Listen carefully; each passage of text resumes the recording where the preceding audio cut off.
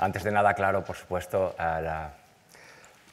agradecer, como es debido, yo también al Museo del Prado, la institución, la dirección, a los miembros de los distintos departamentos con los que he tenido la suerte de colaborar y muy especialmente a la directora del curso, Leticia Ruiz, por supuesto a Enrique Quintana, también a Gemma García del Departamento de Conservación y Restauración de Marcos del Museo, también por último a mi hijo Ricardo, que me ha ayudado con esto del PowerPoint, que para mí es una cosa que me suena a ciencia ficción y que si no me hubiera echado una mano, pues efectivamente no estaríamos aquí.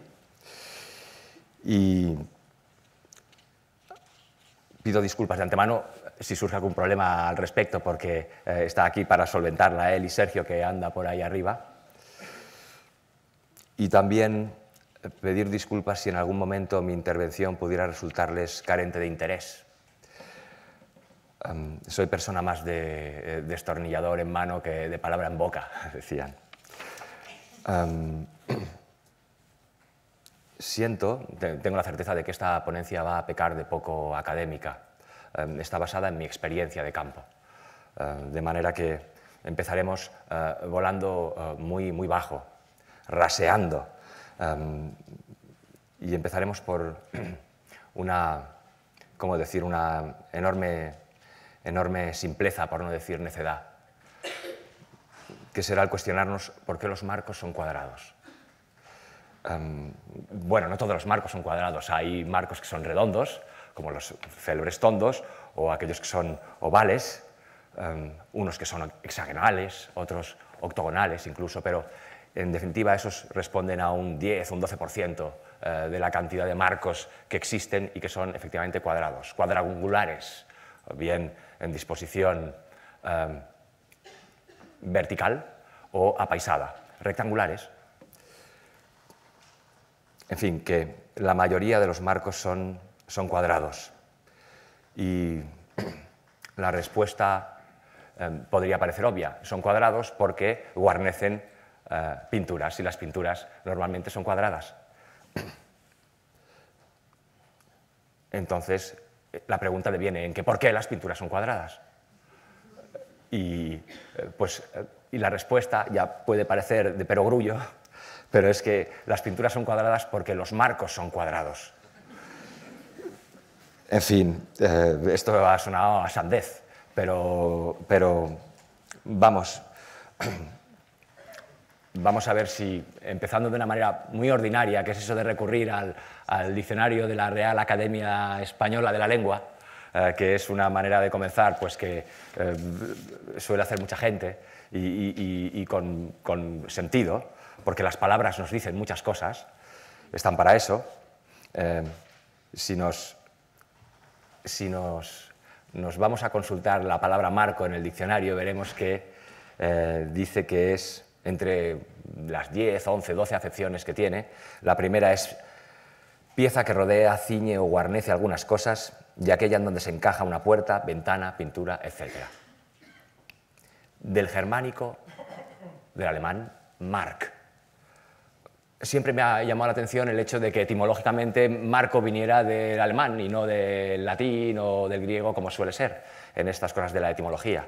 Pero bueno, marco viene de la palabra mark, que significa los límites, bueno, mejor dicho, la figura geométrica adoptada para repartir regularmente un terreno. Los alemanes, siempre tan cuadraditos, sabían efectivamente de qué manera distribuir los espacios y marcaban con formas rectangulares pues, los distintos terrenos pues, para cultivo, pasto o para edificación. En alemán, marco se le dice Rahmen. Y si nos vamos a la etimología del Rahmen, veremos que si consultamos el Duden, que es el equivalente al al diccionario de la Real Academia Española de la Lengua, si consultamos el Duden, veremos que Rahmen viene del alemán estándar medio del año 700 al 1000 y que viene de la palabra rama o rame, que significa apoyo, sostén, pilar, armadura, soporte, armazón. Y también tiene el vínculo con la palabra rand, que en español es traducido como borde. En inglés, sin embargo, es frame, que viene del inglés medio también, de fremen, que significa construir, fortificar, dar fuerza y vigor, robustecer. En italiano, cornice. Cornice del griego, corinos, como coronar. L'ornamento in certo modo a similitudine degli quelli edifici, es decir, la cornisa de los edificios. Se remite a un elemento arquitectural para dar nombre al marco, cornice. En francés, encadrement, cadre, encadrement, cuadro. Ahí más o menos estamos llegando. Podríamos seguir con otras lenguas y llegar a la definición, perdón. Mi hijo me está diciendo que todavía no he puesto ni siquiera el título de la conferencia, de manera que voy a pulsar, según esto, coleccionismo y marcos, incluso le voy a dar ya, ¿no es así, Ricardo?, el tirar para adelante. Ahí va, perdón, lo sabía. Ahí estamos, y aquí, ¿no? Ahí vamos. En resumidas cuentas, lo sabía, ¿eh? En resumidas cuentas, en este mundo en que nos encontramos y al que pertenecemos, este mundo natural, me refiero a aquel que todavía está carente de la intromisión del ser humano, ¿de acuerdo? Y que desde siempre hemos luchado por domesticar y hacerlo a nuestra medida. En este cosmos informe, o mejor dicho, multiforme, curvilíneo, en donde no se encuentran más líneas rectas que las horizontales del horizonte y las verticales de los árboles que se alzan ante nosotros. En este universo abierto y limitado en que tantas veces nos encontramos perdidos, el hombre ha requerido de unas coordenadas, de unos ejes para dar con su lugar en el mundo. Es algo que ha sido así establecido por nuestra propia naturaleza cartesiana y que trasciende en algo consustancial a nuestra percepción.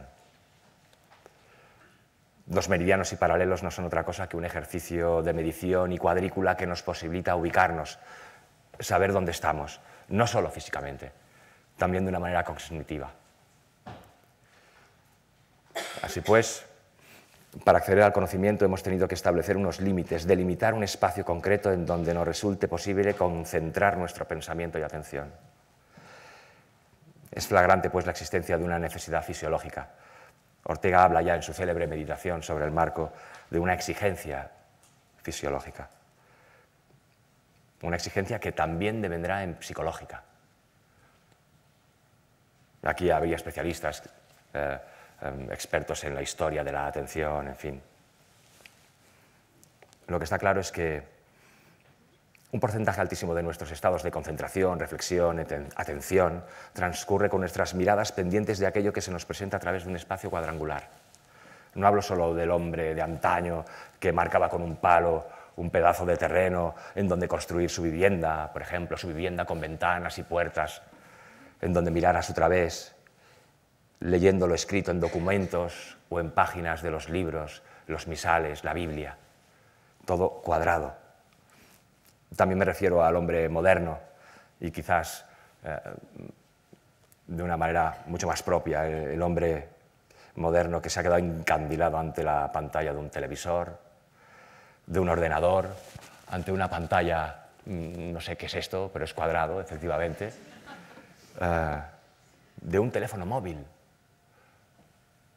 con sus marcos ínfimos de metal o de remotas aleaciones plásticas. Vamos en el metro mirando algo que está en un cuadradito.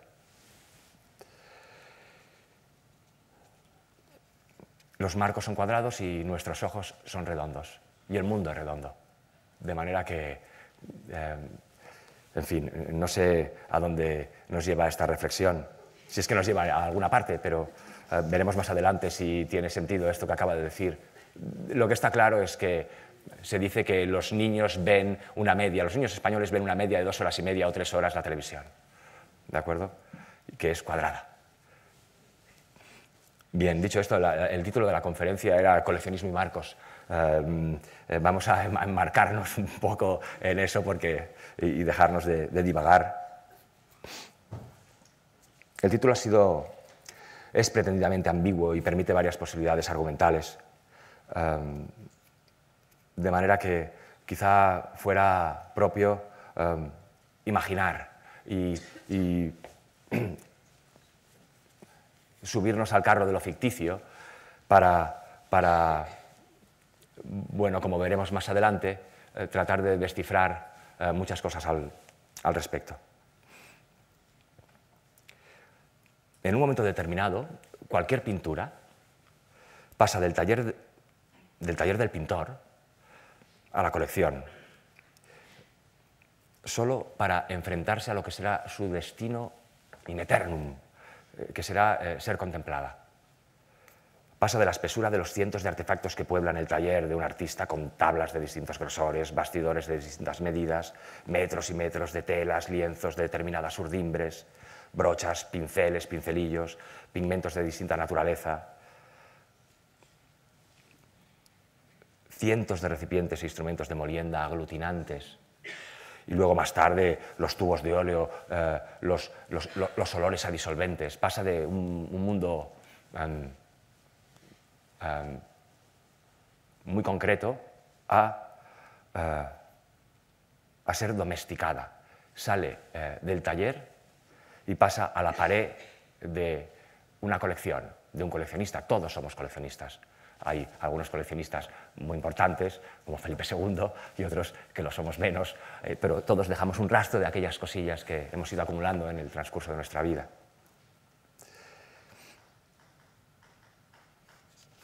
Esta domesticación hace que la obra pase a ser entonces y para siempre, la pintura pasa a ser el cuadro, pasa a ser para siempre un objeto de expectación, de admiración y muchas veces también de culto. En ese cambio de lugar, en esa mudanza, las pinturas se enmarcaban, como es sabido y comentó María Pía Timón el otro día. Me remitiré a ella en un par o tres de ocasiones.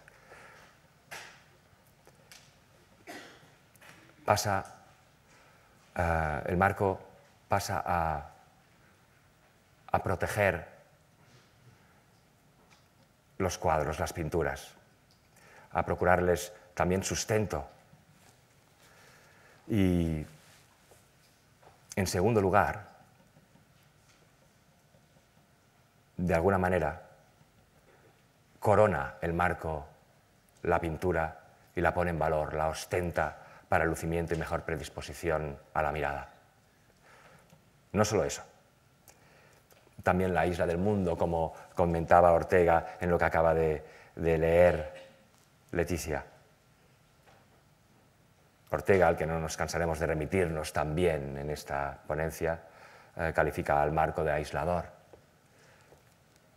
No voy a releer la cita de Leticia. Es un texto interesantísimo. Se estudia este texto más en las carreras de estudios literarios o de literatura comparada aquí en Madrid que en los estudios de historia del arte. Tan bien escrito está como para que así sea. Lo interesante de entender a un marco como aislador es que para aislar una cosa de otra, la pared de la obra de arte, de la creación, se necesita una tercera que no sea ni como una ni como la otra. Ortega dice que el marco es un objeto neutro. El marco ya no es la pared, trozo meramente útil de mi contorno, pero aún no es la superficie encantada del cuadro. La frontera de ambas regiones sirve para neutralizar una breve faja de muro y actúa de trampolín que lanza nuestra atención a la dimensión legendaria de la isla estética. Así pues, el marco, como un faro, reclama nuestra atención para luego diluirse y derramar nuestra mirada hacia su interior. Allí entramos en una condición o identidad extraordinariamente paradójica de los marcos, porque si bien quieren llamar nuestra atención, son exultantes. Cuando nos plantamos delante de la obra, de repente tienden, su propósito es desaparecer. Esta condición de modestia, de humildad, la pretensión de pasar desapercibidos, es algo que, bueno, no deja de ser una obviedad, una nueva obviedad. El binomio que compone un cuadro, es decir, el marco y la pintura, jamás el marco tiene que ser más importante que la pintura, eso está claro. Lo importante es el hecho artístico y no aquello que lo guarnece. Lo principal es la esencia. Sin embargo, ya hemos visto cómo nuestra mirada, en primera instancia, no puede dejar de ver el cuadro en su conjunto, pintura y marco. El marco es visto, aunque no lo miremos. Solo después de unos instantes desaparece. Y debe desaparecer de una manera, ¿cómo decirlo?, muy eficiente para dejarnos leer sin interferencias aquello que nos presenta. Un filósofo y sociólogo alemán, Georg Simmel, escribió en 1902, unos 10 años antes de que Ortega escribiera su meditación sobre el marco, escribió aquello de, cito textualmente porque es muy bonito: el marco exige evidentemente una proporción extremadamente sutil de presencia y discreción, de energía y contención, si pretende, en la esfera de lo visible, servir de intermediario entre la obra de arte y su entorno, un entorno respecto del cual simultáneamente conecta y aleja al cuadro.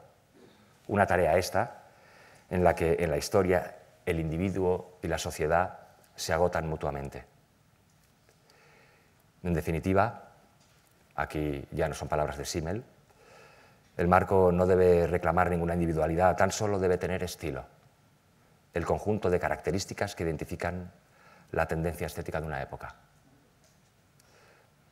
Advertimos la analogía entre estilo y circunstancia de Ortega, la circunstancia de Ortega que decía yo soy yo y mi circunstancia. Parece como si Ortega hubiera tenido presente esa circunstancia que él tanto, en la que tanto merodeó y la puso en un estadio de equivalencia con la de los marcos y las pinturas.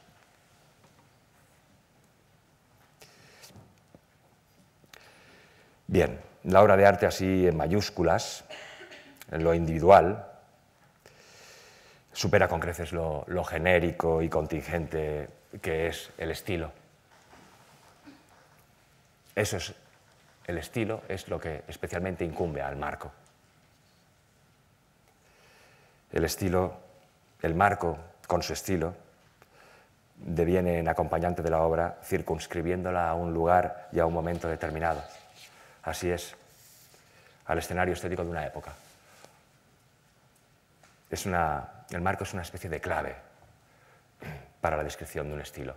Es un objeto muy escueto, en que con 4 palos, unidos por sus extremos en un ángulo recto, tiene que transmitir todo un entorno, toda una idea estética del mundo, que es lo que se plasma en los estilos.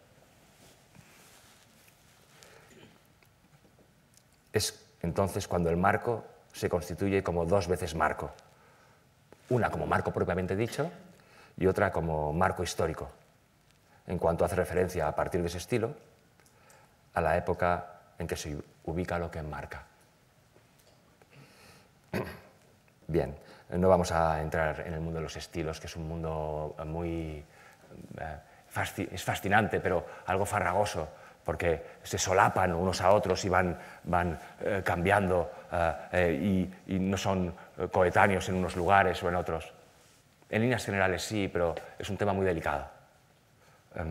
Centrémonos en un problema que ahora mismo se nos va a hacer más presente, que es el hecho de que una pintura, lamentablemente, no siempre conserva su marco original. Es decir, cuando sale del taller del pintor, por primera vez se enmarca con un marco del estilo correspondiente a la época en que se pintó el cuadro. Pero al cabo de un tiempo, a lo mejor ese marco se sustituye por otro, y al cabo de otro tiempo, por otro más y otro más. Bien. Entraremos entonces en el mundo ese de las suposiciones o en una fábula que voy a contar aquí acerca de de un cuadro que, bueno, es más o menos célebre, es muy célebre para la gente que estamos interesados en esto del mundo de las pinturas. En fin, aquí vamos a estar viendo unas imágenes de museos en los que pretendidamente los marcos pueden ser originales. Me he olvidado de darle aquí a un clic, de manera que quiero pasar aquí porque son obras de autores de distintas épocas y procedencias que pueblan las paredes de los museos, las colecciones de los museos de todo el mundo. Aquí estamos. Con este quería dar. Es el célebre paisaje con San Jerónimo de Patinir, un cuadro pintado en 1517. Mide 74 centímetros por 91. Aquí, cuando Patinir dejó de pintar este extraordinario paisaje, probablemente y lo vendería o pasaría a manos de un comerciante que a su vez lo vendió, en fin, seguramente fue albergado en un marco de tales características, un marco propio de la época, un marco flamenco del siglo XVI, ebonizado, con un filo, con estos listeles denominados Flamensleisten y que, bueno, luego veremos que tenían también incluso una utilidad práctica. El marco aquí funcionaría bien, todos asentiríamos a que es una buena propuesta, pero es curioso ver cómo no es un marco de excelencia. Sí que comparte un poco el brillo ese casi esmaltado de la pintura. Aquí no se puede apreciar bien, pero si viéramos el original, veríamos como Patinir es un pintor, digamos, de una escrupulosidad extraordinaria y las superficies de sus cuadros, de alguna manera, son de un lacado. El ébano, como madera sin poro, viene a decirse, y tiene cierta conexión cutánea con lo que es el cuadro, la superficie del cuadro. Y encima lo recorta perfectamente en el espacio, sin elementos decorativos prácticamente, lo deja ahí y lo hace muy grato a la lectura. Y encima es un marco con el que efectivamente podríamos decir que había una coincidencia, una coetaneidad. En 50 años más tarde, es un cuadro que parece ser pasó a manos de Felipe II, que era un aficionado a la pintura centroeuropea. Y es en 1574 cuando viaja en la primera de las entregas, cuando se está construyendo el Escorial y empieza a decorarse, viaja en las primeras carrozas, era un cuadro muy estimado y probablemente estuvo, pues a lo mejor, quién sabe, 50 años más decorando las paredes del Real Monasterio, hasta que a alguien se le ocurriría pues sustituir el marco, por muchas razones, porque el marco se hubiera degradado o porque lo encontraban de poca excelencia para lo admirada que era la pintura, y se le hubiera puesto entonces, estamos hablando siempre hipotéticamente, un marco de las características propias del estilo del siglo XVII español, un marco tal como este, que es un marco pues, mucho más voluminoso, mucho más estridente, que verdaderamente reclama mucho más la atención desde la lejanía y que, de alguna manera, también ostenta y pone en buena disposición la pintura, queramos que no, transmite el valor de un cuadro que, ya digo, muy apreciado ya entonces. Podríamos discutir si es un cuadro que estéticamente funciona mejor que el anterior, que su original.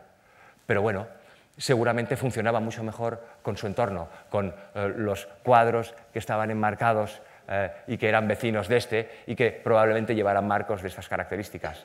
De manera que tenía presente también ese espacio exterior a sus vecinos.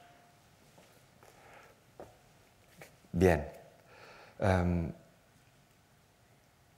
150 años más tarde, hacia el 1800, algo pasados, se produce, y con el conflicto del francés, este cuadro probablemente fue uno de aquellos que pasó a ocupar, fue protagonista también, como muchos otros, del expolio, al que Benito Pérez Galdós lo cuenta de una manera preciosa en uno de sus episodios nacionales, El equipaje de Don José, que se oía retumbar todo Madrid con el claveteo de los martillos, desmontando altares y construyendo cajas para embalajes de cuadros que se almacenaban y se iban metiendo en cajas, y esos se requisaron las carrozas y cientos de ellas iniciaron su periplo hacia la frontera francesa. Pues seguramente este cuadro formaba parte de ese grupo.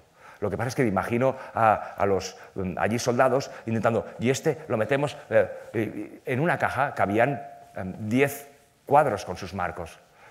Si se despojaba de sus marcos, cabían 30, de manera que, como los marcos no eran importantes, se despojaban de sus marcos, y esos marcos pues, debían servir luego pues, de leña para la tropa, para hacer fuego y calentarse las manos. He de decir que esto pasó con una cantidad ingente de cuadros que ocupaban no solo el Escorial, sino las iglesias, los monasterios, en fin. Cuadros, fue un auténtico holocausto del marco. Y presupongamos que dentro de una de esas cajas viajó esta tablita de Patinir y se dirigió hacia el norte, pasó por Vitoria y llegó verdaderamente hasta la frontera y cayó en manos pues, de un general francés que cuando abrieron las cajas dijo, bueno, esta es una excelente pieza antigua, y debió pensar, pues esta para mí, y se la debió llevar a su casa y la debió pues, lucir en su palacio enmarcada, pero ya sin este marco, porque este marco ya era ceniza, de manera que probablemente le pudo poner un marco de estas características, un marco francés de finales del 17, estamos hablando por eso de finales del 17, no del 18, de manera que a lo mejor se remitió a un marco très joli, le cadre ancien, le pondremos un marco que sea antiguo también. Ya desde entonces se empezó a valorar los marcos antiguos como piezas de interés. Este es un marco Luis XIV que hay que decir que, bueno, ostenta la pintura también, la pone en lucimiento, la hace lujosa, ha abandonado la modestia del primero de los marcos, pero y encima los elementos decorativos ya son más miniados, de manera que dialogan mejor con aquello que vemos dentro. La medida de la gubia tiene que ver más con la medida del pincel con el que Patinir pintó. Es un tema de proporciones entre elementos decorativos y aquello que vemos. En el ejemplo anterior, la voluptuosidad, la carnosidad de aquella hojarasca parece que era una cosa un poco bruta para una cosa tan fina. Bueno, afortunadamente no fue así. El cuadro no salió de España y fue intervenido en Vitoria. Y supongo yo que volvería a Madrid, y en ese transcurso de que qué hacemos con todos estos cuadros, que ahora ya somos todos de aquí y eso, y que se estaba empezando a concebir y a construir el Museo del Prado, pues de repente dijeron, pues este para el Prado, como efectivamente aquí está. Y a lo mejor pasaba por ahí Mengs, nuestro conocidísimo conservador de la colección real entonces, y un auténtico comisario de cómo tenía que concebirse el museo, lo enmarcara con un marco bueno, porque ya es carta de identidad del Prado. Ruego disculpéis un poco las imágenes porque algunas han sido tomadas incluso de modo clandestino, de manera que aquí el foco con el marco falló. Es un marco de los que el otro día comentaba Leticia, de esos que tiene muchas acepciones. Aquí en el Prado hay que llamarlos marcos Mengs, pero normalmente son modelos que derivan de los Salvator Rosa o Marata o los Bolection frames ingleses, en fin. Es una moldura neutra y de un dorado muy saludable, amarillo y estridente. Bien, también era una opción, hubiera sido una opción. No sé si afortunada o desafortunadamente tampoco fue así. Hace unos años el señor Gabriele Finaldi decidió replantearse el enmarcado, yo desconozco cómo estaría marcado antes, y se decidió entonces enmarcarlo de una manera más propia, digamos, más en connivencia con eso de la circunstancia que decíamos antes y que decía Ortega. Vamos a volverlo a su lugar y a su sitio poniéndole un marco parecido al menos a aquel que llevó al principio. Y se decidió enmarcarlo con un marco tal como este. Así ahora lucen las salas del Prado. Bien.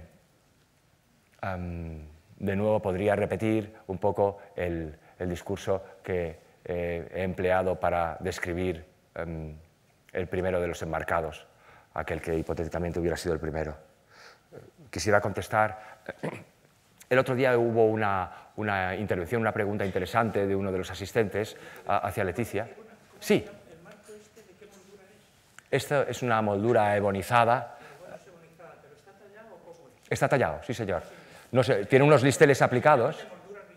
Exactamente, de rizo. No, efectivamente, no está tallado, pero es con una prensa. Efectivamente. Entonces, eso. Y el cuadro anterior, el marco anterior, aquí en el Museo del Prado, sí. hay marcos que están cortados. Sí. Porque un marco se ve en el esquinazo. Sí. Cuando efectivamente. Y mismamente, este es un marco. No oye lo que está diciendo. Bueno, es que me he invitado ustedes. Claro. No, pero tiene usted razón. Luego, si quiere, discutimos acerca de eso, porque es muy interesante. No le falta a usted en ningún sentido de razón. Lo que pasa es que todavía no he llegado a ese momento un poco del discurso. Luego hablamos de eso. ¿Le parece? La cuestión es que efectivamente, estas molduras de rizo no se tallaban, sino que eran unas ruedas que calentaban unos pequeños listeles, imprimían esa forma de rizo. En alemán se llamaban efectivamente Flammensleisten y servían para que a la luz de los velones que crearan un efecto vibracionista que hacía que de alguna manera el cuadro tuviera como una pulsión de vida. Pero en fin, de eso hablaremos más tarde porque ya verán cómo he hecho algún ejemplo que va a ilustrarlo muy bien.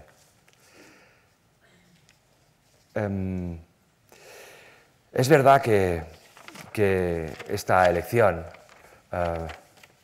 de poner un marco, al menos que se dijera, como he dicho, con una circunstancia concreta,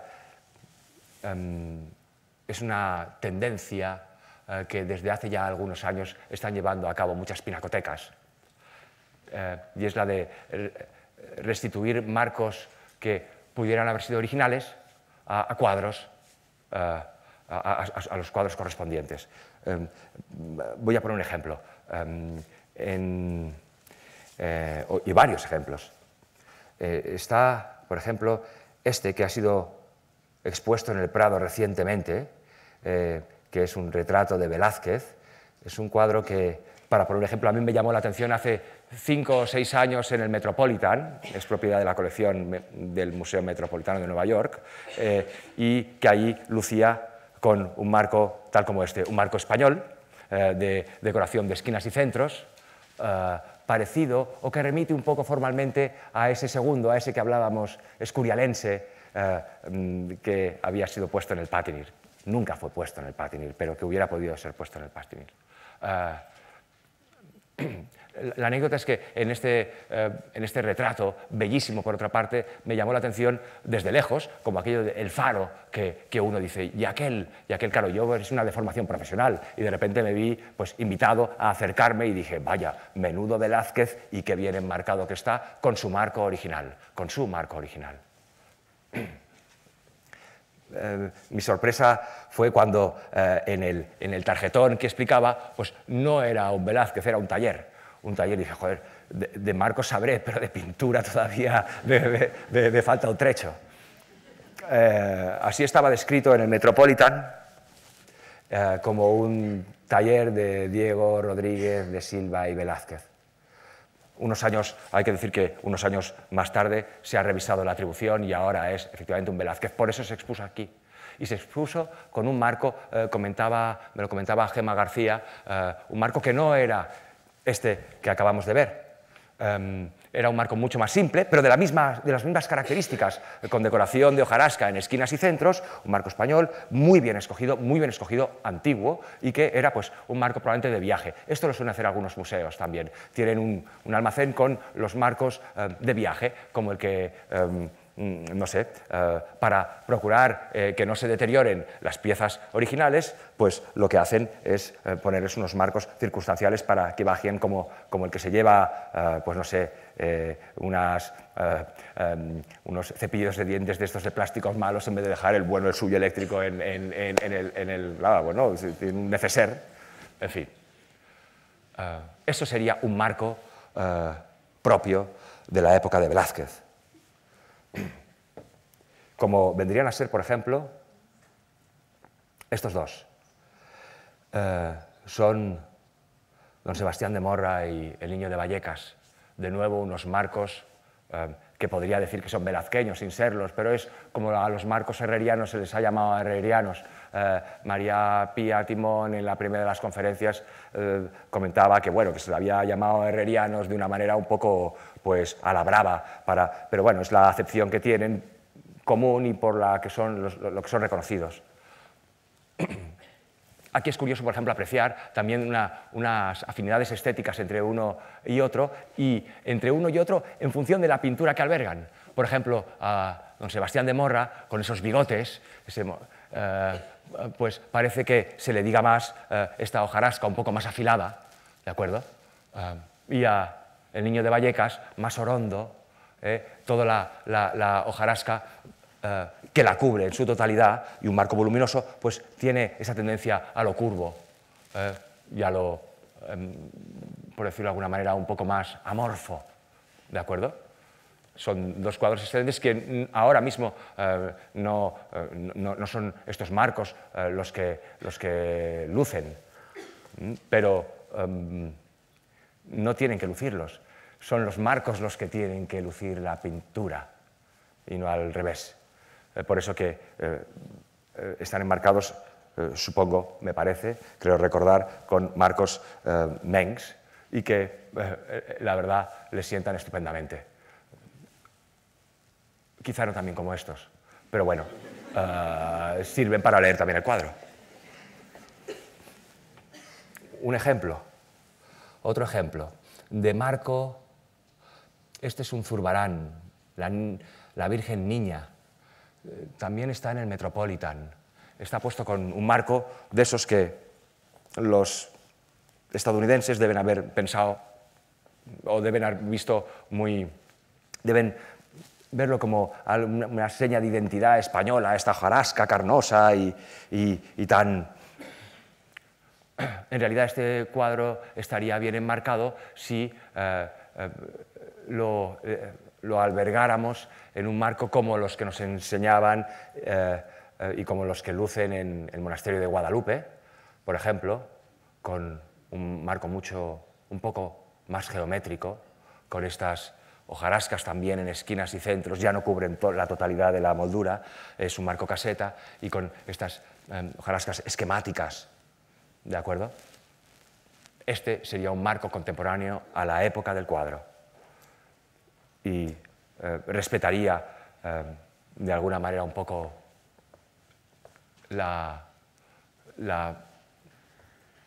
en fin, circunscribiría a la obra al tiempo donde le corresponde. Más ejemplos, muchos de ellos. Este es un cuadro también extraordinario. Es un Daniele Crespi, un pintor italiano del siglo XVII, que en una primera propuesta de enmarcado se presentó con este marco que realmente era un ejemplar del siglo XVI, español, con altísima influencia italiana, con unos motivos decorativos que de caliculi se les llama, que de alguna manera hacía un poco de ruido. Parece como si la Virgen fantástica y su pobre hijo estuvieran, digamos, acaparados por toda esa estridencia que les rodeaba y más propia para la presentación de un retrato de un caballero triunfador en quién sabe qué batalla que a un cuadro tan triste, extraordinariamente triste. Por eso se decidió enmarcarlo, esto con ayuda del señor Andrés Úbeda, director del departamento, con un marco de estas características, con mucha menos decoración, solo en las esquinas, un marco triste, también como el cuadro. De manera que, estéticamente, todas estas cosas son discutibles, luego discutiremos, me da la sensación, pero pienso que aquí esta moldura deja entrever mucho mejor, deja leer mucho mejor la pieza que la anterior, que quieras que no disturba y que los ojos se le van a uno al perímetro un poco. Eso pasa con muchos de los marcos que tienen ese exceso de protagonismo al que Simmel decía que era su mayor pecado. ¿De acuerdo?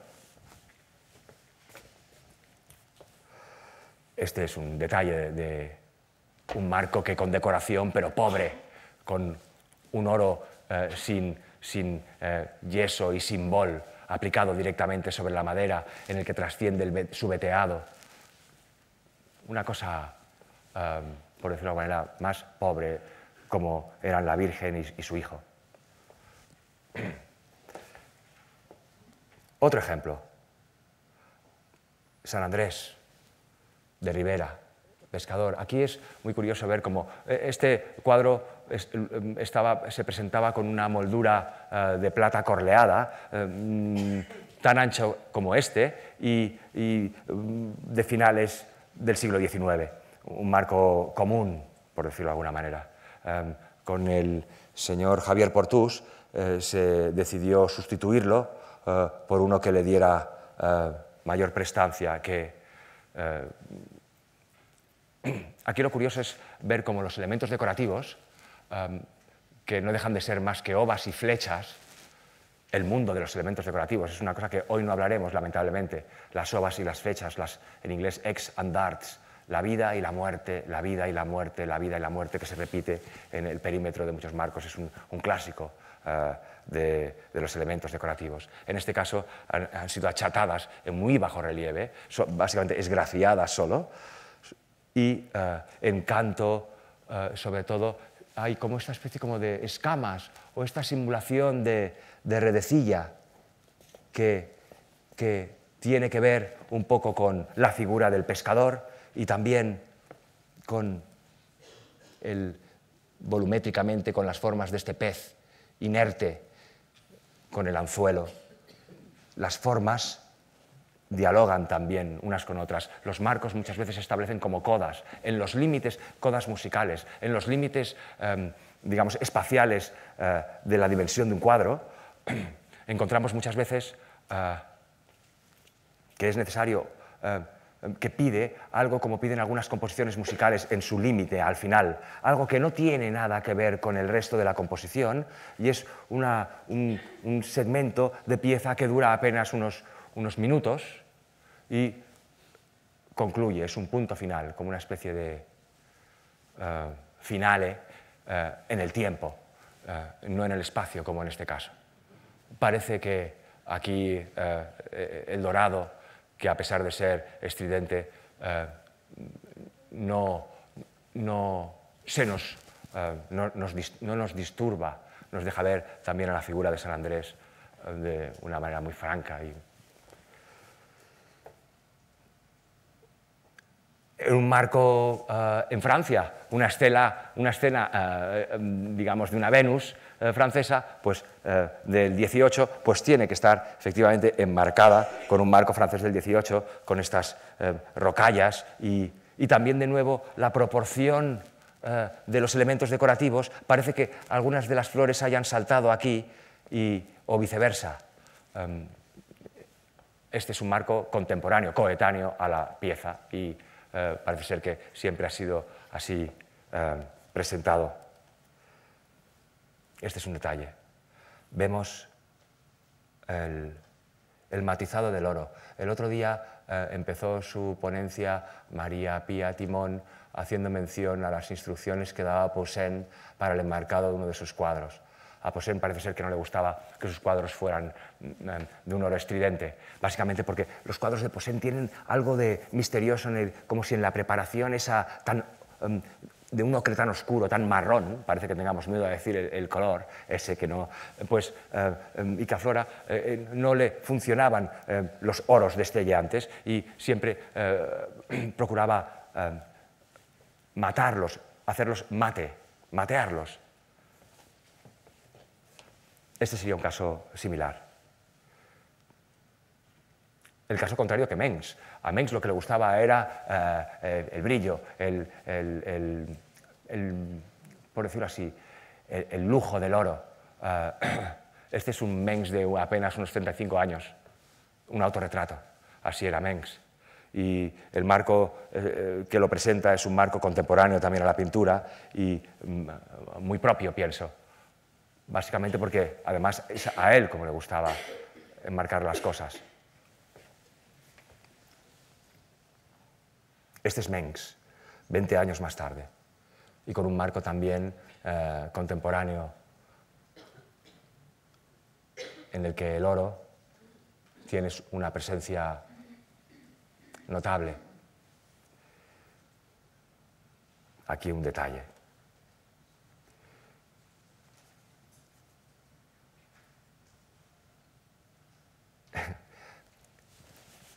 Este es un marco que podría ser el equivalente al que Poussin puso en sus cuadros.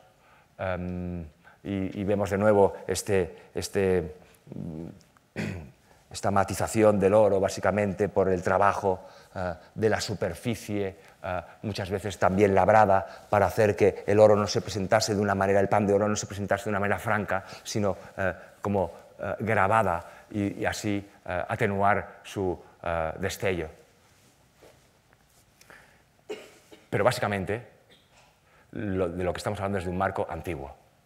Y aquí, de alguna manera, pretendía yo poner en valor lo que son los marcos antiguos, en contraste con lo que pueden ser las reproducciones. Que las reproducciones es una opción absolutamente digna, porque nos facilita la posibilidad de contextualizar una obra y aquí le pondremos un marco, a este cuadro del siglo XVIII le pondremos un marco del XVIII, pero como no lo tenemos, haremos una reproducción.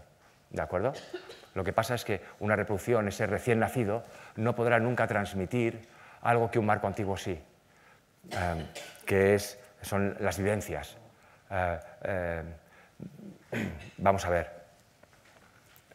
Las vivencias que han sufrido los marcos. Los marcos han sido elementos que, por su naturaleza, por su condición, por su función, han sido aquellos que han tratado de preservar de los golpes y del maltrato a las pinturas, que era lo importante.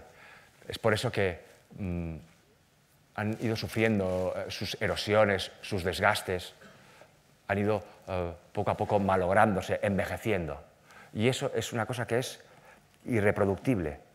Se puede simular, pero para la mirada diestra una reproducción de un marco siempre va a carecer de el alma, por decirlo de alguna manera, del paso del tiempo. Aquí se ve muy claro lo que hablaba antes, un poco de qué manera es tratado la superficie dorada para que tenga menos destello, y luego el hecho de las erosiones, todo el desgaste del oro que deja subyacer el bol de ese color rojizo, le da una presencia extraordinaria. Aquí vendría a ser lo mismo con un marco español apenas sin oro, en lo que el oro ha perdido su presencia y ha ganado presencia la superficie que ha subyacido, y se nos presenta más rojizo que dorado, efectivamente. Las craqueladuras. A ver, los cuadros antiguos tienen también sus cuarteados y sus transparencias.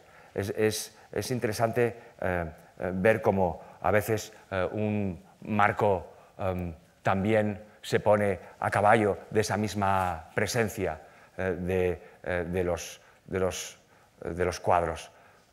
Parece como si hubieran vivido juntos las mismas experiencias, que el tiempo hubiera pasado de la misma manera para ambos. De eso hablaba la señora Leticia Ruiz el otro día acerca de una reproducción de un cuadro, de un marco que se hizo para un Velázquez. Aquí, efectivamente, incluso los desconchados, cómo afloran en los encajes, los cortes estos donde se unen los marcos, el inglete aflora, a pesar de que por detrás están a media madera. Las decoraciones estaban así concebidas a inglete para facilitar su aplicación. Es algo que distingue más, incluso los xilófagos, estos puntos que tantas veces se procuran imitar en las reproducciones para darles esa apariencia del paso del tiempo y de que han sido víctimas del ataque de esos pequeños animalitos, ¿no?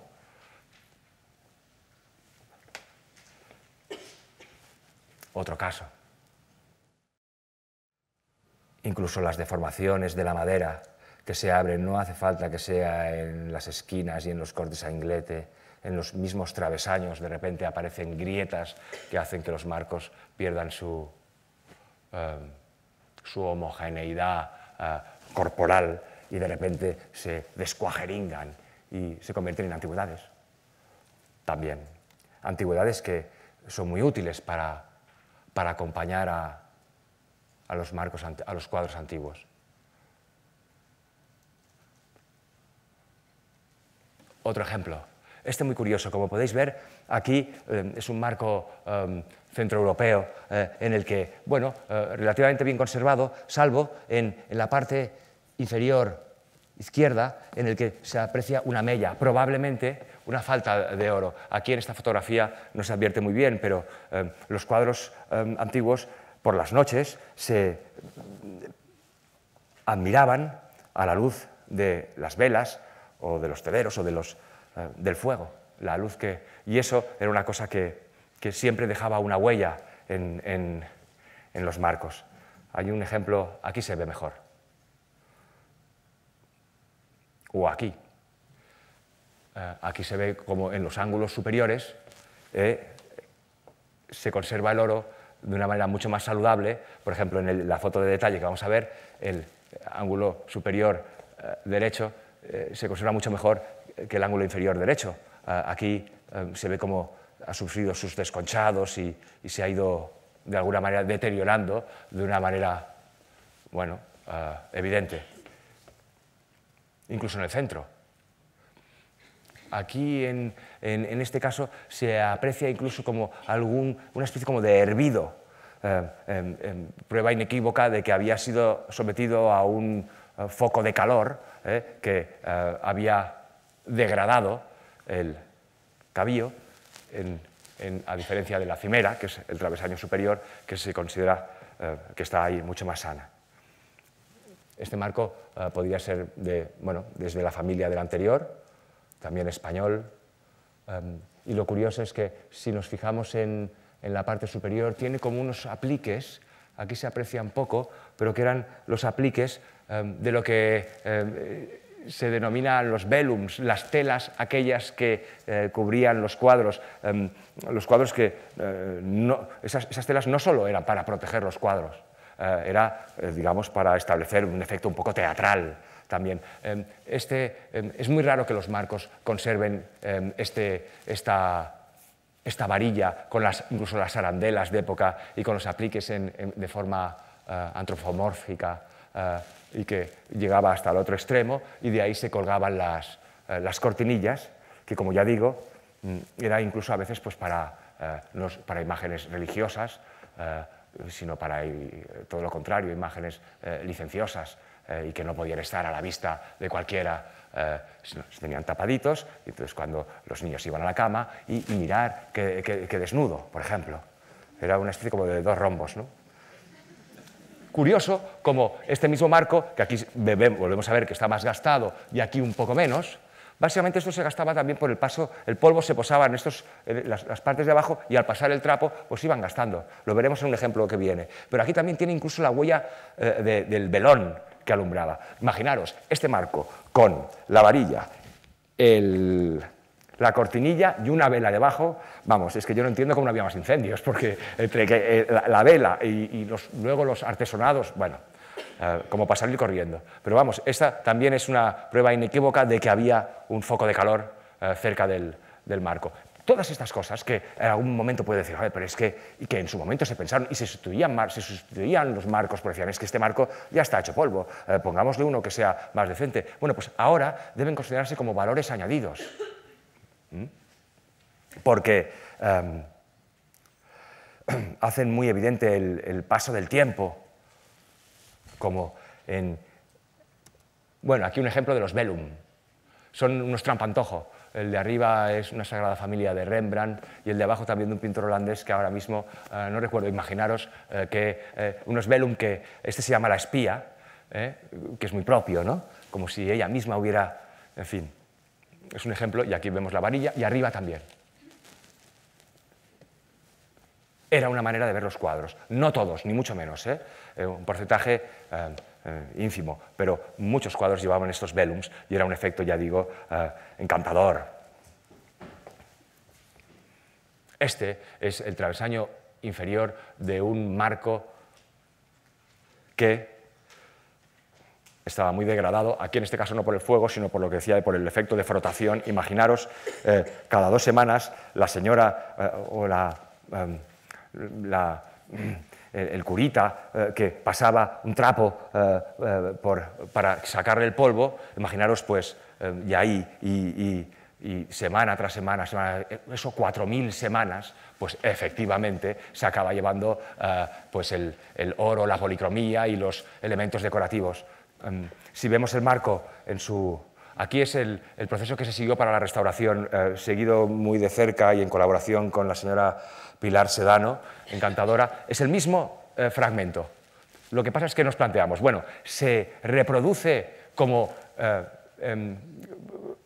con la misma presencia que tiene el resto del marco, que ahora veremos cómo es, o sencillamente procuramos reconstruirlo un poco, que se adivine el dibujo? Hacerlo que no quede como algo, bueno, como un borrón.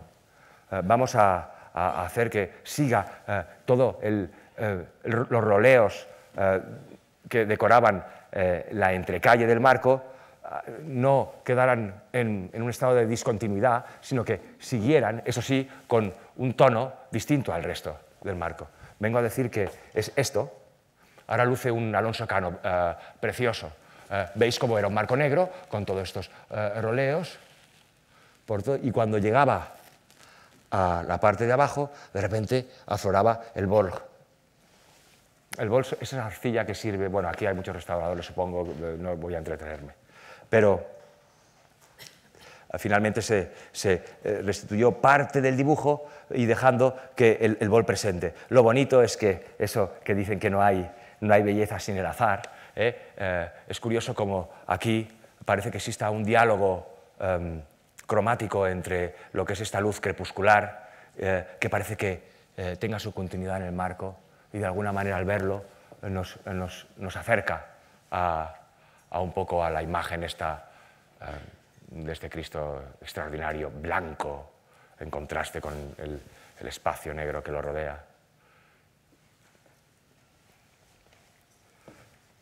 Podríamos seguir con tantos ejemplos. Uno más. Estamos hablando de marcos contemporáneos, marcos antiguos contemporáneos a las piezas que guarnecen, ¿de acuerdo? Pero vamos a hablar de marcos extemporáneos. Por ejemplo, había un pintor catalán muy célebre, un tal Rossinyol, de finales del XIX, principios del XX, bueno, no diré un humanista, pero una persona, un tío muy salado, y que escribía además muy bien. Hay una anécdota que se puso a vender en las Ramblas de Barcelona duros a 4 pesetas y no vendió uno. O sea, imaginaros. Pues en fin, una persona muy elocuente que enseguida advirtió que eso de los marcos antiguos era un gran coleccionista. Hay un museo de artes decorativas y aplicadas con lo que fue su colección. Incluso tenía algún Greco. ¿De acuerdo? Hay un momento en el que él le presta atención a los marcos y empieza a adquirir marcos antiguos para albergar los cuadros que él pintaba. En el Reina Sofía hay un ejemplo precioso acerca, que es este cuadro, es un jardín con un fauno, los clásicos jardines que hacía Rossinyol, que bueno, era un pintor notable, vamos a decir, y que pintó este paisaje pues para albergarlo en este marco, que es una pieza realmente que debiera estar aquí, pero está allí y allí tiene que estar, porque si Rossinyol decide enmarcar su paisaje con un marco de estas caras, con un marco que había adquirido y haré un paisaje para este marco, y hizo varios cuadros inspirado en los marcos antiguos que él había adquirido. Pero es que esto es una práctica común en muchos pintores ya del XIX, que para poner en valor su pintura no solo la enmarcaban con marcos excelentes, sino antiguos, para además adscribirlos a un tiempo pasado, a aquel tiempo de los pintores que ellos habían admirado. Aquí incluso existe también esa afinidad cromática de la que hablábamos. Los árboles estos con esta hojarasca otoñal, parece que estos se dicen con el oro y aquel un poco más rojizo con lo que es el color de la antracalle. La verdad es que lo que dice este marco epigráfico, cargado de literatura, por decir así, gracias, bueno, en fin, nada tiene que ver con lo que alberga. Pero es un marco que, quieras que no, fue el artista el que eligió y habría que respetar. Y está en un museo de arte contemporáneo. El cuadro de Rossinyol que hemos visto antes se presenta justo al lado de esta célebre mujer de azul de Picasso, que se restauró hace un par de años. Se le quitaron los barnices oxidados que la hacían verdear más de lo que... va acompañada con este marco, que es un marco de reproducción de, bueno, quiero decir que yo no he encontrado ningún modelo antiguo específicamente tal como este. Es un híbrido o un sucedáneo de varios elementos decorativos, de una hojarasca. Picasso era muy aficionado a los marcos antiguos, pero no a las reproducciones. En fin, Picasso no enmarcó este cuadro, como si el caso anterior. Lo que está claro es que si uno se presenta en el Centro de Arte Reina Sofía y ve este marco, parece que se le dijera poco. Cromáticamente, nada. Esta mujer de azul, que en principio debiera ser una mujer o un cuadro que transmitiera pues, cierta frialdad, de repente el marco lo calienta extraordinariamente y hace que pierda parte de ese efecto de morfinómano de este personaje enfermizo y un poco, por decirlo así, bueno, era la época, ¿no? Lo curioso es que el otro día, paseando por aquí, por las calles de... Aquí vemos, por ejemplo, el patinado este del oro, así con betún judaico, que para darle esta sensación de antiguo, pero todo es, por decirlo de alguna manera, postizo.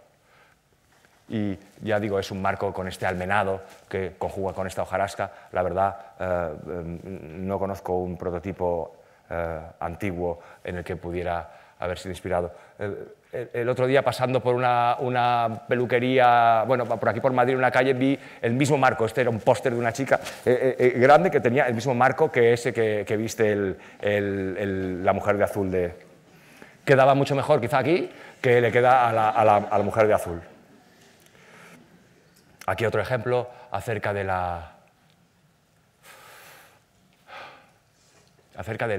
brillo, de la pertinencia. Está claro que ahí el Agnus Dei de Zurbarán parece encontrarse algo incómodo con este oro tan centelleante. Así es como finalmente también con el señor Javier Portú se decidió sustituirlo por un marco mucho más discreto y mudo. Parece que se lea mejor la figura del corredito que ahí. Incluso en el filo, cromáticamente también se encuentra cierta afinidad con lo que es la incipiente cornamenta del carnero. Bueno, es poner ejemplos. Aquí vendría a ser un equivalente. Aquí es como viste un broncino, García de Médice, que bien le queda, pero fijaros que el modelo, que es un Mengs, es exactamente igual que el que está a su lado y tiene los mismos elementos decorativos, la misma moldura quizá un poco más estrecha, un poco más... yo no sé, luego podremos pensar, decidir a ver en cuál de los dos se encuentra más cómodo este niño encantador, pero, por ejemplo, el bordado de oro del cuello parece que se acerca más a este que es pues, más Mengs, ¿no? Así... Este es un detalle, y de nuevo con los marcos antiguos, es un detalle del marco anterior, en el que se ve más claramente el paso del tiempo, incluso algún excremento de mosca advertiríamos por ahí. Hablemos también de la proporción, porque de lo que estamos hablando aquí no es otra cosa que de las claves estéticas que hacen que algunos marcos sean más concernientes para unas pinturas que otros, pero eso no quiere decir que marcos que parezcan que son impropios para algunos cuadros puedan ser propios para otros. Es como la anécdota del comensal que alardea de paladar y de repente se va al mejor restaurante de Madrid y pide sus ostras. Y dice, sírvame las ostras más grandes, más frescas y más jugosas. Y el señor, para acompañar, tráigame un batido de cacao. Claro, pues al gusto, digamos que una ostra y un batido de cacao, pues una cosa que no parece de indigestión. En cambio, si se acompaña con el vino blanco pertinente, la ostra entra mejor. Lo que pasa es que el batido de cacao sería idóneo para merendarlo con unos churros. Es decir, se entiende un poco esta analogía entre el gusto y la mirada o la vista, entre estos sentidos. Hay veces que son ejemplos que parecen, la verdad son tonterías, pero bueno, son ilustradores. El tema de la proporción es una cosa también, hemos hablado del tema de los elementos decorativos o básicamente de las pátinas de la piel, de lo que de cosmético tienen los marcos y de qué manera esa cosmética ha de ir, digamos, en connivencia con la cosmética de la pintura. Eso solo dan los marcos antiguos con los cuadros antiguos, efectivamente. Lo de las proporciones es otro mundo distinto. Las proporciones es un dolor de cabeza para todos los enmarcadores. Por ejemplo, bueno, Elena Bernardo, que no sé si está aquí, pues se tiene que estar volviendo loca tomando medidas para clasificar los marcos porque, bueno, y por 3 centímetros no le va bien este cuadro, este marco a aquella pintura, en fin, que es una cosa, es como un problema casi insalvable muchas veces. Hay gente que piensa que los marcos grandes han de ir enmarcados con marcos proporcionalmente de la misma medida, marcos bien gruesos y los marcos pequeños, pues no, con marcos proporcionales, estrechitos y...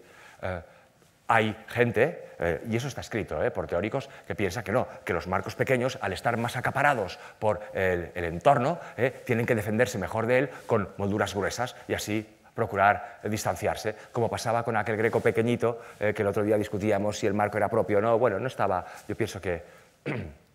En cambio, bien, hay gente que piensa todo lo contrario, como decía, que los marcos grandes tienen que ir con molduras estrechitas porque ya, digamos, imponen una especie de dictadura visual y se presentan ante el espectador de una manera que acaparan todas las posibilidades de su mirada y, bueno, y que el marco no deja de ser un elemento aleatorio.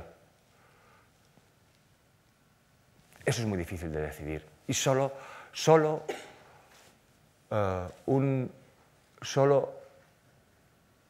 la propiedad de un marco a una pintura solo nos lo va a decir la pintura cuando la veamos. Más cosas. Aquí el ejemplo contrario, un cuadro de dimensiones también muy grandes. El caballo es tamaño natural, es un cuadro precioso, está en el Museo de San Paulo y este pues tiene una moldura muy estrechita. La verdad, quizá parece que como el ejemplo anterior debiera tener una moldura mucho mayor.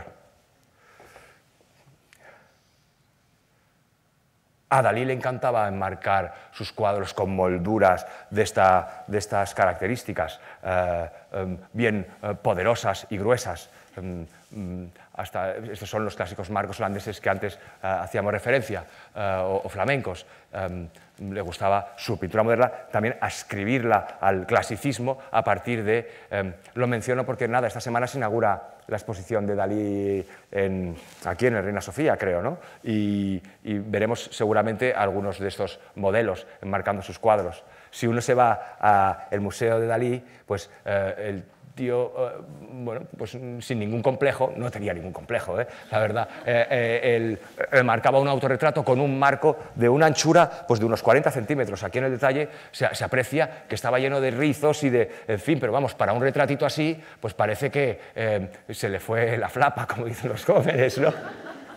Yo pienso que, pero dice mucho de su, y es una cosa que se respeta y que le queda bien. A Dalí le queda bien. De hecho, es muy curioso ver cómo este marco que se hizo tan popular en la España del siglo XVII, hasta tener carta de identidad propia. Es decir, hubo un momento en que se pusieron tan de moda que es el marco con el que Velázquez pinta al fondo las imágenes de los dos reyes viendo en el cuadro de las Meninas. Era un marco de estas características. Y lo curioso es que... Sí, sí.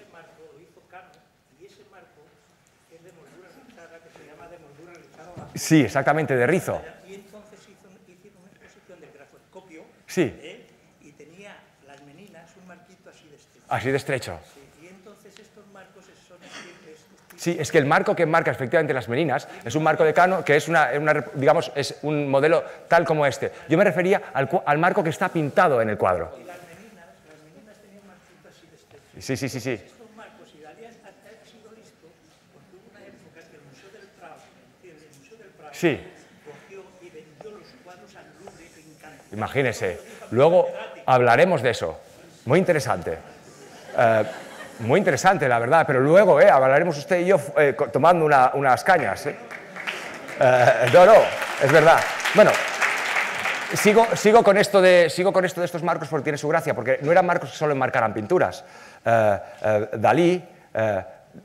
Este es el dormitorio de Dalí, perdón, es por lo de la exposición y que hace gracia verlo. Dalí alardeaba de que era la primera persona en ver salir el sol en la península ibérica. Él vivía en Portlligat, que es el punto más oriental de la península, y era muy curioso porque cuando uno visita la casa dice, ¿cómo podía ver Dalí ver salir el sol si el cabezal de su cama está de espaldas a la ventana? Pero él lo iba diciendo, pues lo veía a través de salir reflejado en este espejo. El sol reflejaba en este espejo también de esas características, este sin rizo, y entonces el sol salía y él lo veía. Fíjese qué curioso. Pero a lo mejor está hecha la moldura. sí, cierto. Aquí lo curioso es que esta ya no es la casa de Dalí, es la casa de Cervantes. Que, por cierto, también hoy se cumple el 400 aniversario de la publicación de las novelas ejemplares, que ha leído mucha menos gente que el Quijote, pero vamos, también son unas... Y en la sala de las damas había un marco con espejo, como en casa de Dalí, también Dalí muy quijotesco, muy cervantino, e incluso en la botica que se llamaba, también otro marco con la vela debajo. Lo de los espejos, vamos, estamos en un foro en que hay que hablar de los marcos para los cuadros, pero este tipo de marcos muchas veces albergaban espejos, ¿de acuerdo? Y los espejos, entonces era una cosa, ahora uno se los encuentra los espejos en los ascensores, en los retrovisores de los coches, bueno, en todas partes, pero antes el espejo tenía algo de misterioso, de mágico. No todas las casas tenían lunas de espejo de mercurio. Lo que es simpático advertir es que eso de autorretratarse, mirándose en un espejo que estaba guarnecido por un marco de tales características, de alguna manera también era, digamos, era una especie de autoostentación. Psicológicamente debía ser muy saludable. Pero este es el marco y quiero agradecer a la conservadora, me ha dicho que lo dijera, a la conservadora del Museo Casa Natal de Cervantes de Alcalá de Henares, Aránzazu Urbina, por facilitarme estas imágenes. Psicológicamente el tema de los espejos. Hace unos 4 o 5 años, en un curso que hubo en la Complutense del Escorial, ahora lamentablemente no recordaré el nombre del ponente, se hablaba de la imagen de la monarquía española del siglo XVII, de los Austrias. Y era simpático porque, así como las monarquías extranjeras alardeaban de trono y corona, iban vestidos con sus terciopelos rojos y vamos, era aquello de fantasía, aquí los españoles íbamos de negro y estábamos enfermos además. Y lo simpático es que Carlos II recibía a los embajadores y a los miembros de la política de toda Europa y a otros nobles, vamos, a sus invitados, no sentaba en un trono, sino lo hacía tal como lo pinta Carreño de Miranda aquí. Yo creo que una de estas consolas se conserva aquí en el museo. Y él se presentaba ahí, calladito, pero claro, uno se acercaba y se veía reflejado en esos dos espejos pareados su pobre figura, la pobre figura de uno, no de él, que estaba de espaldas, como ahí sale pintado, con estos espejos oscuros, encopetados, con estas dos águilas imperiales mirándose una a la otra. Vamos, debía ser de un efecto psicológico, claro.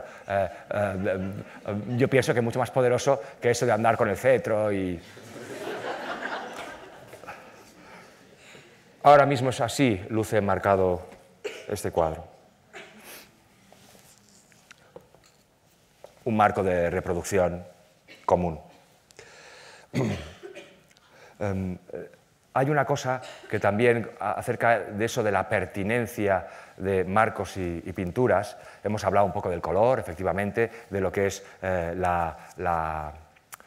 lo epidérmico, la cosmética, es decir, que una superficie del cuadro no diste de aquello que va a ser su marco. Estas cosas pueden pasar desapercibidas, pero para la gente que nos interesa este mundo de la sensibilidad, pues da la sensación de que algo realmente también nos dice. Hay otro elemento muy importante que son efectivamente los elementos decorativos, pero como los elementos decorativos prácticamente remiten al tema de los estilos, y eso he dicho que no pienso tocarlo porque si no estaríamos aquí 3 días, vamos a hablar de los elementos decorativos de los marcos que aportan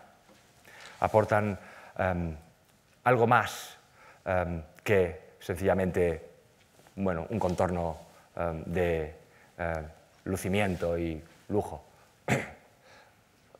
En el caso del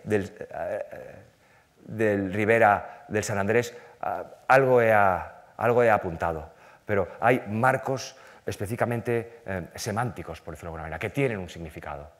Un ejemplo clarísimo es y estuvo expuesto aquí en el Prado, y ahora está en Londres, ya ha viajado el cuadro de la Inmaculada Sevillana a Londres, de la exposición de Murillo, que iba con un marco, vamos, un milagro, además en un estado de conservación, pues eso, milagroso. No se han atrevido a exponerlo sin el marco, porque el marco mucho decía. Era un marco que era un marco más o menos sencillo, de moldura, y que tenía muchos elementos que semánticamente remitían a la Inmaculada. Los clásicos, vamos. Gemma García me envió hoy, esta mañana, la verdad es que esta conferencia se ha hecho así, la lista de los elementos decorativos que adornaban ese marco, propios de la Inmaculada: la puerta del cielo, azucenas y lirios, ciprés, pozo de la sabiduría, torre de David, espejo sin mancha, palma y fuente sellada. Y eso eran elementos, lamentablemente no tengo fotografía, pero eran elementos que adornan. Sí que tengo elementos decorativos de tipo semántico en las fotografías de un marco que, bueno, estaba en manos de un anticuario alemán, enmarcador de antiguo, Olaf Lemke, todo un icono y un mito dentro de la profesión, en el que aparecía pues, aquí una bolsa con monedas, el sepulcro, los dados. Era un marco muy sencillo, pero que el enmarcador se había procurado en poner sus atributitos porque tenía la certeza o sabía que era un marco que, digamos, enmarcaba un calvario. Incluso las tenazas con los clavos. Bien, dentro de esta misma, de este mismo tema, yo no sé cuánto tiempo llevo. Aquí, bueno, llevo 1 hora y cuarto. Me queda nada, enseguida acabo. Esto vale la pena, esto es interesante. Esta es una Magdalena de Tiziano, 2 Magdalenas de Tiziano, ambas de Tiziano, bueno, salieron del taller. Esta es de una colección privada romana y esta es de Capodimonte, en Nápoles. Miguel Falomir ha estudiado mucho ese tema y ya sabemos que he sabido que del taller de Tiziano salían muchas réplicas, todas ellas se individualizaban de una manera o de otra. Lo muy curioso es que ninguna de ellas está considerada como la prima donna, por decirlo de alguna manera. Esta es una que tiene en la Getty Foundation. Esta es la Magdalena que está considerada la mejor pintada, la que estuvo mucho tiempo en el taller de Tiziano y a partir de la cual él estableció muchas de las réplicas. Se dice la leyenda que él murió delante de esta Magdalena. En los textos, cuando muere el pintor, el cuadro pasa a la colección Barbárigo y al cabo de mucho tiempo esa colección la adquiere el zar y la compra para, digamos, nutrir de obra italiana y de un pintor, porque no compra solo este cuadro, sino que compra una serie de cuadros. En los escritos dice que ya solo la Magdalena de Tiziano vale el dinero que se ha pagado por todos los demás. Además, la Magdalena de Tiziano viene enmarcada con su marco original. ¿De acuerdo? Es simpático advertir como en un momento en que, vamos a ver, de contrarreforma, Tiziano acometió el tema de la Magdalena en distintas ocasiones, pero todas ellas prácticamente siguiendo un modelo penitente. Lo había hecho en 1530 mostrando una Magdalena que, vamos, no era penitente, era una Magdalena mucho más joven y que no tenía ropajes y cubría sus senos o los descubría con su melena rubia y dorada, con una piel blanca y turgente, y mirando al cielo pues con ojos, no sé si era mucho arrepentimiento, pero en fin, era un cuadro de esos de velum, realmente, de esos que se tenían tapaditos, ¿de acuerdo? Cuando realmente la contrarreforma cuaja o se impone y marca su dictamen en cuanto a la iconografía de los cuadros, pues es cuando Tiziano empieza a variar y establece este modelo, un modelo celebérrimo, que antes de ser pintado ya se escribía, se conocen cartas e instrucciones, en fin, no vamos a entrar en eso. La cuestión es que lo que dicen los escritos es que cuando se desembala, la Magdalena lleva su marco original. Bueno, un marco original que, bueno, ya solo hace falta ver un poco, a lo mejor, la pátina, que un oro del 16 no es, vamos, estoy estableciendo aquí un punto de ¿cómo decirlo?, como lo que comentaba en la primera de las jornadas María Pía Timón, ¿no? De decir, bueno, vamos a ver si investigando vamos un poco más allá. Pues de la misma manera, este marco con estos elementos decorativos, parece que pocos se digan con una mujer que está arrepentida de sus pecados. Vamos, estos machotes, vamos, con hojas de parra y además los de arriba está uno como mirándola y ella, vamos, que vengo a decir que no sé hasta qué punto ahí hay algo que chirría. Por aquellos tiempos había un decorador se llamaba Andrei Briulov, que rondaba por ahí, por San Petersburgo, y con ese intento de, digamos, afrancesar la ciudad rusa, pues era arquitecto, y hay muchas fachadas que uno paseando por ahí ve, pues, fachadas de edificios con estos personajes, y también no solo masculinos, yo no creo que el señor Briulov fuera... y muchos muebles de diseño que verdaderamente son así con figuras desnudas y yo sospecho que algo tuvo que ver con el marco original, el señor Briulov, y eso que en un impasse y en un pasillo de embalaje sustituyeran, porque da la sensación de que, vamos, en la contrarreforma. Esto es un marco herético. Literalmente, y la pobre Magdalena ahí, vamos, no se encuentra así como muy en su sitio. Bueno, lo más grave del caso es que paseando por ahí resulta que coincidí con una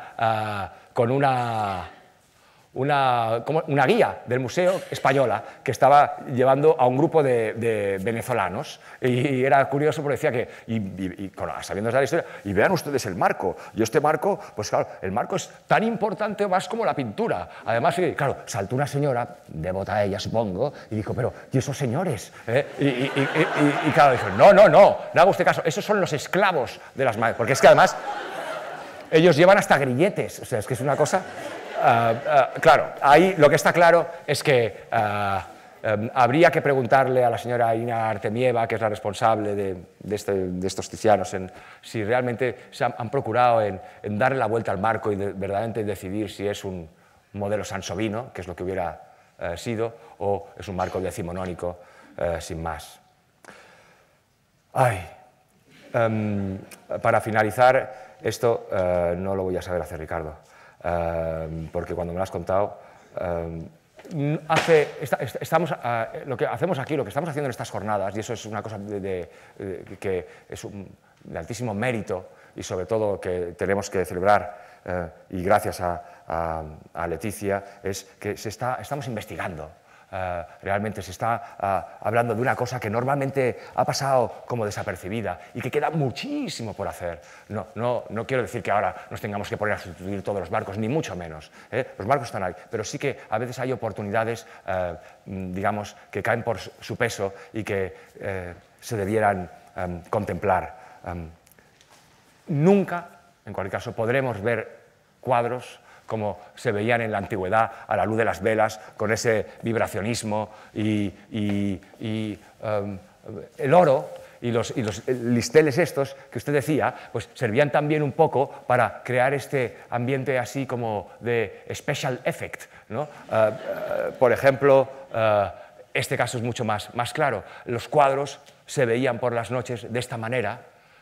Y creía, esto no es un truco, esto es mi hermana en un lado y yo en el otro con unas velas y filmando, y pasaba así, y es así como se iluminaban los cuadros. Y este efecto, es por eso que los marcos eran dorados y tenían sus tallas y se procuraba crear, digamos, unas formas que centellearan y de alguna manera crearan este efecto de vida, de pulsión.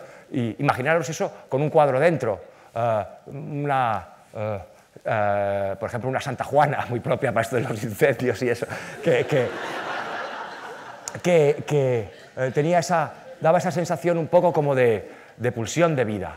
Pues este cuadro, imaginaros las galerías, todas completas de cuadros iluminadas a la luz de esos velones o de esas antorchas, debía ser algo realmente espectacular. Ya sabemos que eso no lo vamos a ver, pero tenemos que tener presente que así se miraban los cuadros, así se veían, y que, en definitivas cuentas, bueno, lo que decía, lo que se está haciendo aquí es una cosa muy bonita porque todavía no está todo escrito y queda mucho por escribir a las nuevas generaciones y, en fin, hasta aquí, lo siento.